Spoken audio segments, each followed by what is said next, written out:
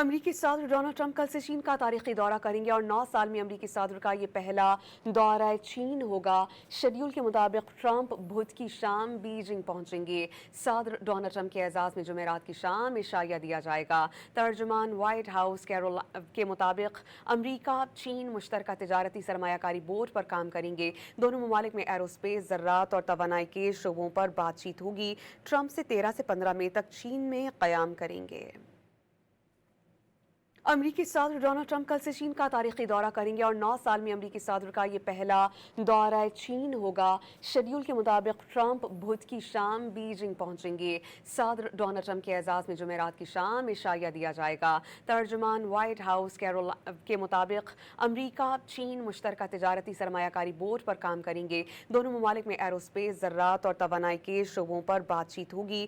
Trump से 13 से 15 मई तक चीन में क़याम करेंगे।